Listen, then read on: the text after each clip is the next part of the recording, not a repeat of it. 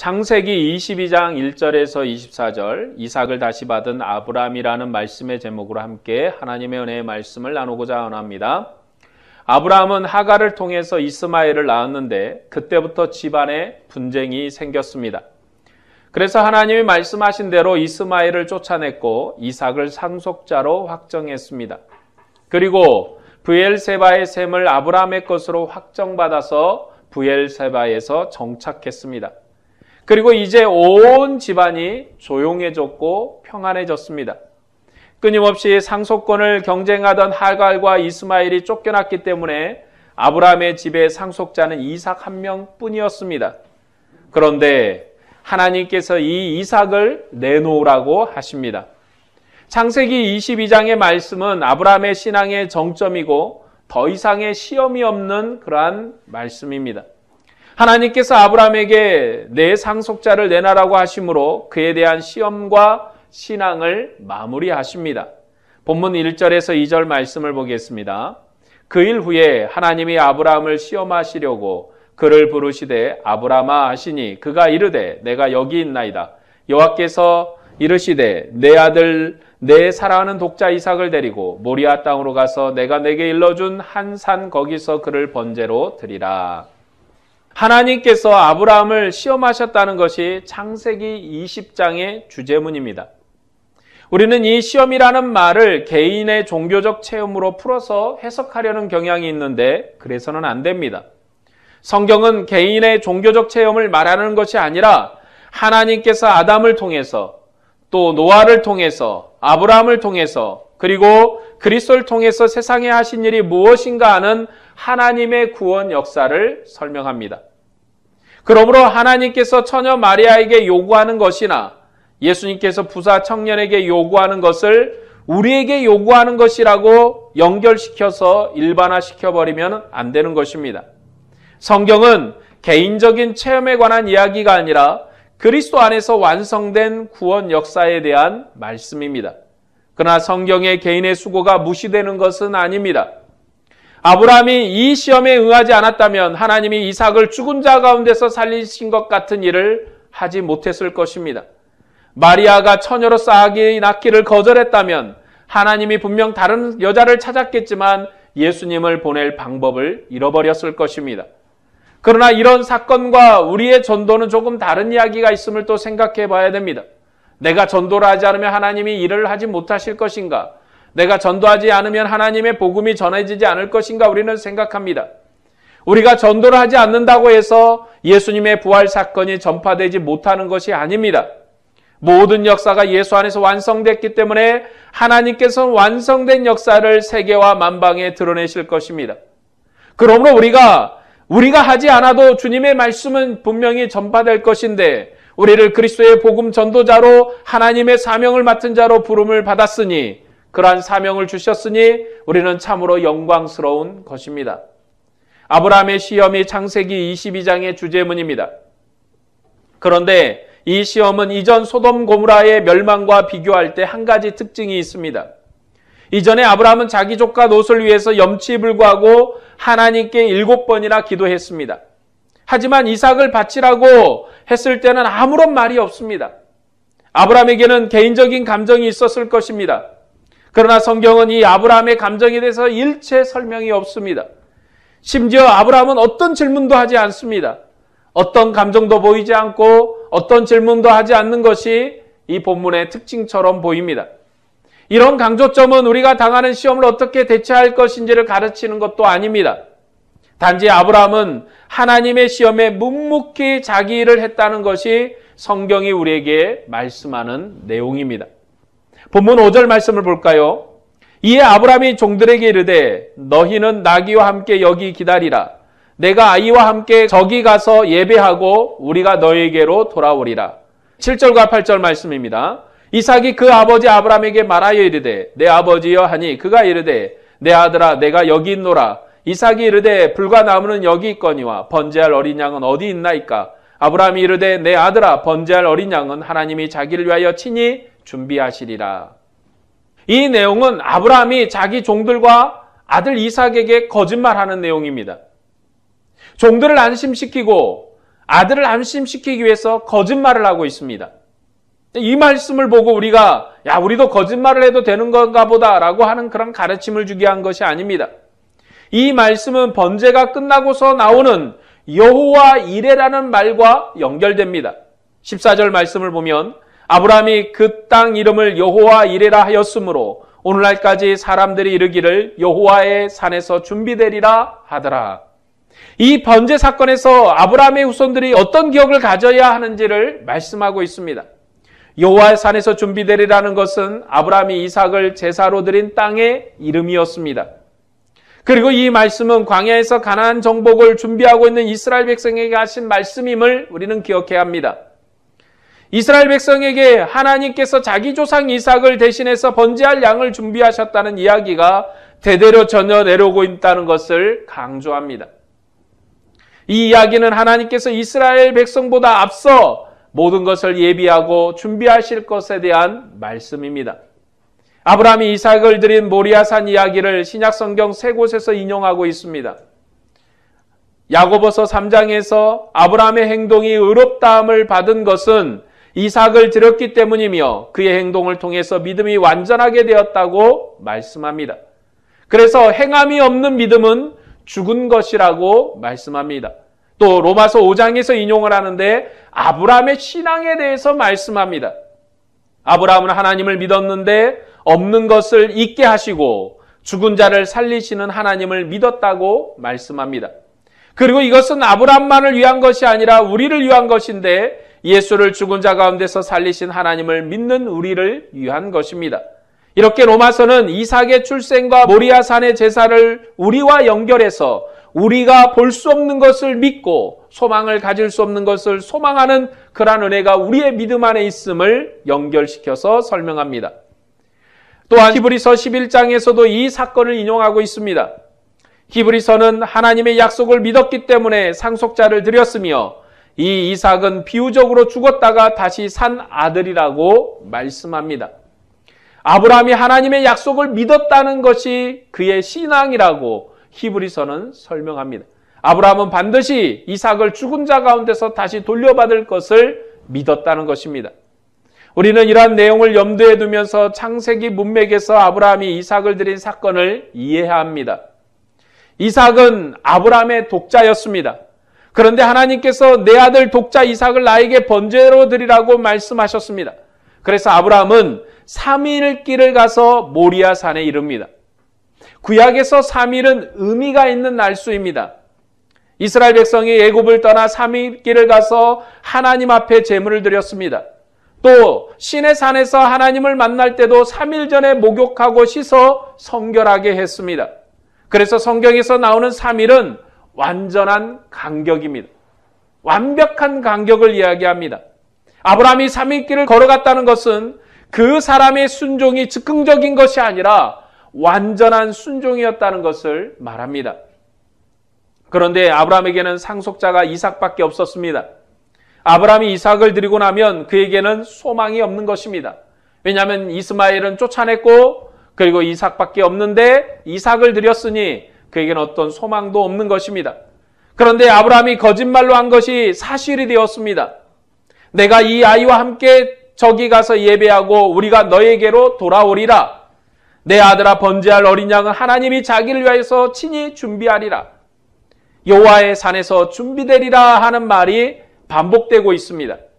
미리 준비되는 것이 아브라함의 고백이고 이 일에 순종한 아브라함에게 하나님은 내가 나를 경외한 줄 알았다고 말씀합니다. 아브라함이 거짓말을 했는데 거짓말이 실체가 되어버렸습니다. 분명 이것을 히브리서는 아브라함의 믿음이었다고 라고 말합니다. 오늘 이 창세기에서는 하나님이 아브라함을 평가하시되 내가 나를 경외한 줄 알았다라고 평가하는 것이 창세기의 문맥입니다. 하나님은 아브라함을 하나님 경외하는 믿음의 사람으로 평가했습니다. 아브라함을 하나님의 친구로 믿음으로 동행했습니다. 그는 다 죽은 몸에서 새로운 씨를 받았습니다. 그래서 태어난 이삭을 난 지 8일 만에 할례했습니다. 할례는 한 번 죽고 다시 사는 출생으로 할례입니다. 이 할례는 새 언약 백성으로 언약 당사자로 살게 하는 것입니다. 할례는 몸의 끝만 자르는 죽음이지만 하나님께서는 진짜 죽음을 통해서 이삭을 하나님께 드리도록 요구하셨습니다. 그리고 아브라함은 이 이삭을 하나님께 드리는 순종을 했습니다. 그렇게 해서 하나님께서 자신의 친구인 아브라함을 통해 죽음으로부터 새롭게 일어난 하나님의 백성을 지으셨습니다. 이 아브라함의 마지막 시험은 내가 진짜냐 가짜냐 그런 것이 아니라 내가 과연 나를 경외하는지에 대한 시험입니다. 이 시험은 하나님의 나라를 함께 경영하는 시험이었고 아브라함은 믿음으로 이 마지막 시험을 감당했습니다. 그는 아무런 질문 없이 믿음의 순종을 보였고 그렇게 하나님을 순종했다고 성경은 기록합니다. 아브라함은 이 시험에 제대로 순종했습니다. 하나님께서 아브라함 이전에는 생육하고 번성하도록 모든 인내와 자비로 그들에게 은혜를 베푸셨습니다. 그래서 노아의 후손들이 온 땅에 가득하도록 복을 주셨습니다. 하나님은 물로 세상을 심판한다고 해도 사람의 마음이 바뀌지 않는다는 것을 아셨습니다. 그래서 다른 방법이 필요했습니다. 사람을 새로 지어줘야 합니다. 사람을 새로 만들어야 합니다. 물로 씻는 것은 외부의 죄를 씻는 것이지 마음의 죄를 씻는 것이 아니었습니다. 그래서 하나님은 아브라함을 가나안 땅으로 부르셨습니다. 그 부름은 동시에 셈 족속의 약속 성취입니다. 노아가 축복한 것처럼 셈은 천하 만민을 복주는 족속입니다. 하나님은 셈의 하나님이시고 이 셈의 장막에 야벳이 들어올 것입니다. 흩어진 민족이 셈의 장막으로 돌아와 하나님을 경배하고 그를 찬양하게 될 것입니다. 그렇게 해서 천하 만민이 복을 받을 것입니다. 그래서 하나님은 셈의 10대 후손인 아브라함을 가나안 땅으로 부르셔서 너는 복의 근원이 되라고 복 주셨습니다. 가나안 땅을 새로운 성소로 구분하시고 그곳에 아브라함의 경배를 받으셨으며 아브라함을 복의 근원으로 세우셨습니다. 그렇게 생육하고 번성하는 수준이 아니라 다 죽은 몸에서 생명의 약속의 상속자를 주신 것입니다. 그러나 이렇게 태어난 이삭이라도 여자가 낳은 아들입니다. 생육의 법칙에 따라 태어난 아들입니다. 그래서 죽음이 필요하므로 몸의 끝을 잘라 8일 만에 새롭게 태어나게 해서 언약의 아들로 세웠습니다. 이것이 하나님의 언약의 시작입니다. 그리고 마지막에는 이 아들을 번제로 드리라고 요구하십니다. 하나님께서 이스라엘 구원하실 때도 장자는 내 것이라고 말씀했습니다. 그런데 사람을 잡아서 죽일 수는 없잖아요. 그래서 레위 족속을 하나님께서는 하나님의 것으로 선별하여 받으셨습니다. 아브라함의 상속자인 이삭도 하나님의 것입니다. 그는 하나님 앞에 드려진 백성이기 때문에 번제로 드리라고 하신 것입니다. 그러나 하나님께서는 양을 예비하시고 이삭 대신 이 제물을 받으셨습니다. 이삭은 하나님 앞에 온전히 드려진 자이고 새로운 출생자입니다. 죽음 가운데서 다시 받은 자이고 죽음으로 새롭게 일어난 자입니다. 이 죽은 몸에서 아브라함의 상속자인 이삭을 출생한 것처럼 그리고 그의 표피 끝을 잘라 8일 만에 다시 출생한 아들로 언약의 상속자가 되게 한 것처럼 마지막에는 이 아들을 하나님 앞에 온전히 드리게 하였습니다. 그래서 이 아들은 죽은 자 가운데서 다시 받은 아들입니다. 그리고 이삭 대신 양을 받으심으로 하나님께서 기뻐하셨습니다. 여러분, 하나님께서 왜 이삭을 드리라고 하셨을까? 하나님은 인신 제사를 싫어하십니다. 하나님은 인신 제사를 받지 않습니다. 사람으로 드리는 생명을 받지 않습니다. 그런데 하나님이 이렇게 말씀하신 것은 이 이삭을 온전한 하나님의 것으로 받으시려는 것입니다. 이삭을 온전한 하나님의 것으로 받는다는 것은 이스라엘 전체를 온전한 하나님의 족속으로 받는다는 것입니다. 여기에서 이스라엘의 제사 의미가 정의됩니다. 이스라엘의 제사가 무엇입니까? 하나님께서 이스라엘의 번제를 받으실 때 그들은 무엇을 기억해야 합니까? 이스라엘은 자기 조상인 이삭을 하나님께서 번제로 받으셨으며 그들도 이삭의 후손으로 하나님께 번제로 드려진 백성입니다. 하나님이 이삭을 받으셨고 이삭의 후손인 이스라엘도 받으셨습니다. 하나님께서 이삭을 기뻐하신 것처럼 이스라엘도 하나님이 기뻐하는 백성입니다. 이것은 그들의 기쁨이며 즐거움입니다. 그들은 세상 사람처럼 출생한 민족이 아니라 그들 전체가 하나님께 드려진 백성입니다. 새롭게 출생한 후손입니다. 그들의 장자를 하나님께 드렸고 그들의 조상인 이삭이 하나님께 드려진 바 되었기 때문에 하나님께 드려진 민족입니다. 하나님이 우리를 기뻐하신 것이 그들의 은혜 가운데 있는 그런 믿음이라고, 하나님 우리를 기뻐하신 것이 그들의 신앙 고백이고 그들의 제사의 의미입니다. 그들이 하나님 앞에 제사를 드릴 때 하나님이 그들을 받으실 것입니다. 여러분, 하나님을 믿지 않는 자들이 하나님 앞에 드려야 할 예물을 순결하게 준비하고 모든 것을 다 준비하여 와서 하나님께 예배한다 할지라도 하나님은 절대로 이방인의 예물을 받지 않을 것입니다. 그러나 이스라엘의 연약하고 볼품없는 자들이 비둘기 한 마리를 들고 나와서 하나님 앞에 예배를 드릴 때 하나님은 그 예물을 받으실 것입니다. 아니, 비둘기가 아니라 그들의 주어진 밀 하나를 들고 와서 하나님 앞에 드릴 때 하나님은 그 예물을 받으실 것입니다. 왜냐하면 이스라엘을 기뻐하셨고 이스라엘을 받으셨기 때문에 그렇습니다. 그러나 반대로 이방인이 황금을 가져오고 소를 가져오고 그보다도 더 아름다운 것을 가져온다 할지라도 하나님은 절대로 받지 않으실 것입니다. 그것이 이스라엘이 하나님께 드려진 의미입니다. 이런 놀라운 역사는 아브라함의 믿음과 순종을 통해서 하나님이 이루셨습니다. 그는 자기 독자 이삭을 아끼지 않았고 하나님이 요구하신 대로 모리아 산에 데리고 갔습니다. 이런 아브라함의 순종에 하나님께서 그의 상속자와 그의 후손을 어떻게 축복하셨는지를 말씀하십니다. 본문 16절에서 18절 말씀입니다. 이르시되 여호와께서 이르시기를 내가 나를 가리켜 맹세하노니 내가 이같이 행하여 내 아들 내 독자도 아끼지 아니하였은즉 내가 내게 큰 복을 주고 내 씨가 크게 번성하여 하늘의 별과 같고 바다의 모래와 같게 하리니 내 씨가 그 대적의 성문을 차지하리라. 또 내 씨로 말미암아 천하 만민이 복을 받으리니 이는 내가 나의 말을 준행하였음이니라 하셨다 하니라. 아브라함의 후손은 창대하고 대적의 문을 얻는 승리자가 될 것입니다. 왜냐하면 아버지의 복은 아들에게 상속됨으로 완성되는 것이기 때문입니다. 그래서 하나님께서 아브라함을 축복하신 것이 아니라 아브라함의 후손을 축복하셨습니다. 이 아브라함의 후손을 축복하는 것이 바로 아브라함의 축복입니다. 아브라함의 복이 이제 아브라함에게만 머무는 것이 아니라 후손들에게 상속되는 것입니다. 이것이 아브라함의 시험의 결론이고 아브라함을 통해서 이삭을 준 복의 내용입니다.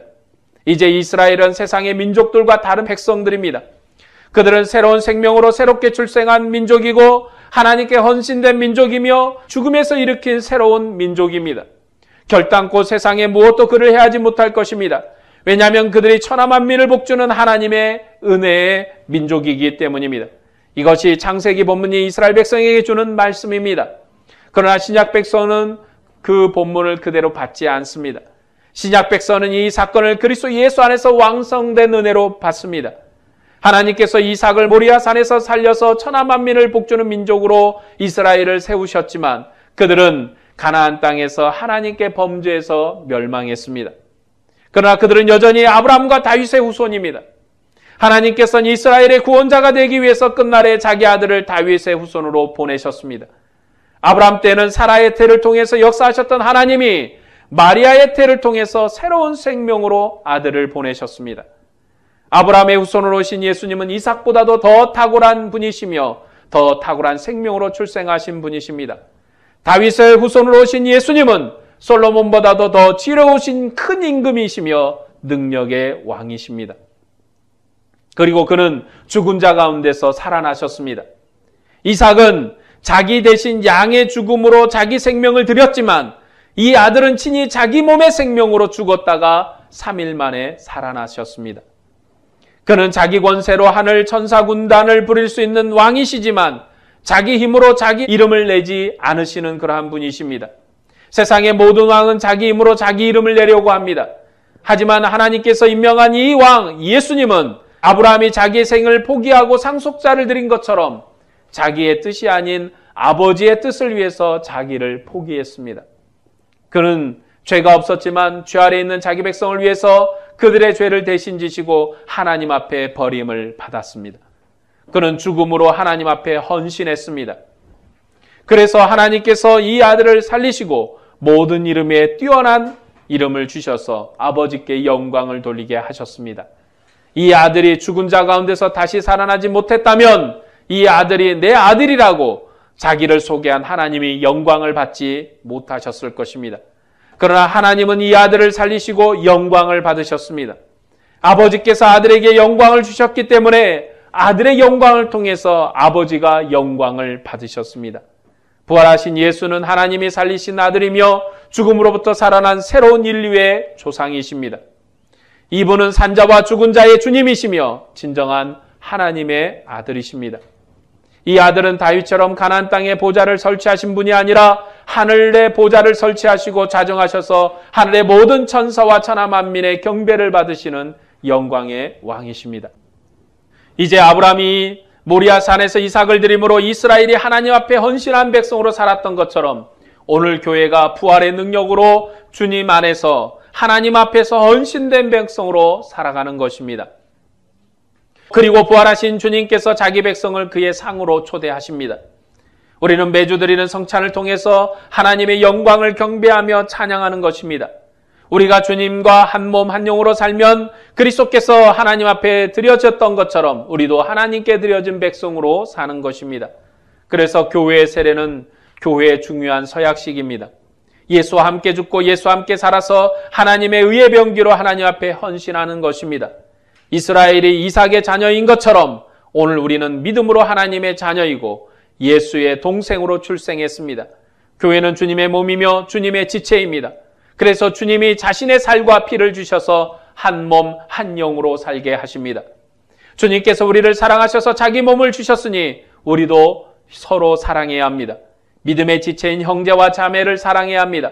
또한 우리의 말과 행동이 주님처럼 말하고 주님처럼 행동해서 주님 오시도록까지 생명으로 헌신하는 백성이 되어야 합니다. 우리가 그렇게 살면 천하 만민이 우리를 통해서 복을 받을 것입니다. 우리가 이 시대의 마지막 경주자입니다. 하나님께서 우리에게 내 자식을 내놓으라고 요구하지 않습니다.